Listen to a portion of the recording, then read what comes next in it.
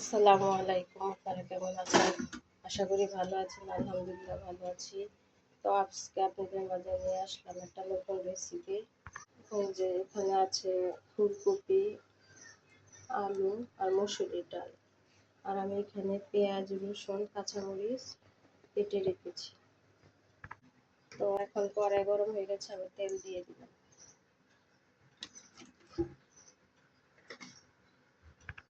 এখন আমি পেঁয়াজটা আর রসুনটা দিয়ে দিলাম।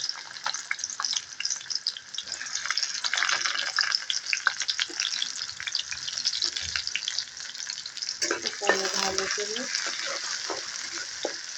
ভাজতে থাকবো।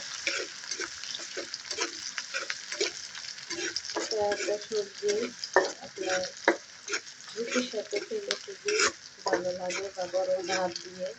তো আজকে আমি এটা পরোটার সাথে খাবো, তার জন্য রেসিপিটা করছি। তো আমার ভিডিওটা আপনারা দেখুন। পেঁয়াজটা আমি ভালোভাবে বাদামি কালার করে ভেজে নেব। পেঁয়াজ রসুন,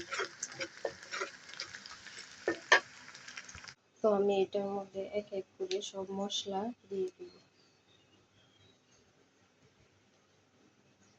এখানে আমি দিয়ে দিব হলুদের গুঁড়া পরিমাণ মতো, তারপরে অল্প একটু মরিচের গুঁড়া দিব, লবণ দিয়ে দিব স্বাদ মতো, এখানে একটু ধনিয়ার গুঁড়া দিয়ে দিব, একটু জিরার গুঁড়া দিয়ে দিব।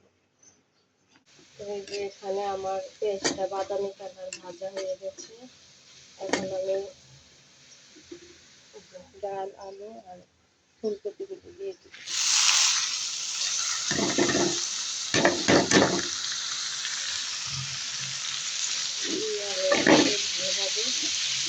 নাড়াচাড়া করে এটা ভালোভাবে একটু ভেজে নেব, যাতে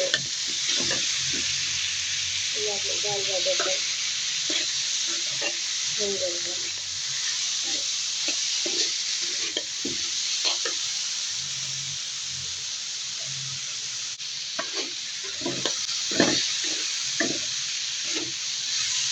এখন আমি এর মধ্যে দিয়ে দিব কড়া কাঁচামরিচ কাটা।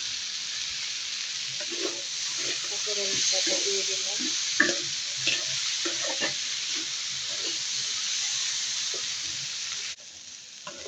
আমার এটা ভালোভাবে ভেজে নিলাম। এখন আমি পানি দিয়ে দিলাম।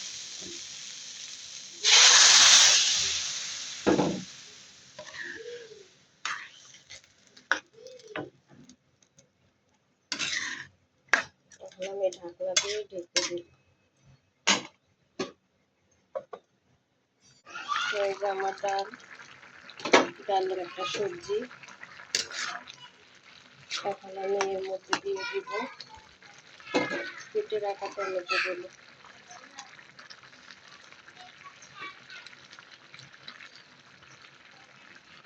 ছোট ছোট করে কেটে রেখেছিলাম, টমেটোগুলো দিয়ে দিলাম।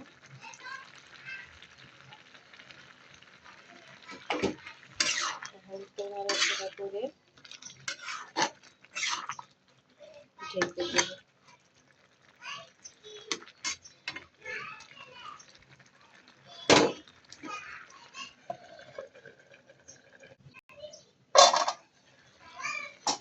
এই যে আমার ডালগুলো হয়ে গেছে। এটা আপনার পরোটার সাথে বা গরম ভাত দিয়ে খেলে খুবই একটা ভালো লাগবে। তো যে যেখান থেকে ভিডিওটা দেখছেন সবাইকে ধন্যবাদ। তো সবাই ভালো থাকবেন আর বেশি বেশি করে লাইক, কমেন্ট, শেয়ার করে দিবেন। তো ভালো থাকবেন। আল্লাহ হাফেজ।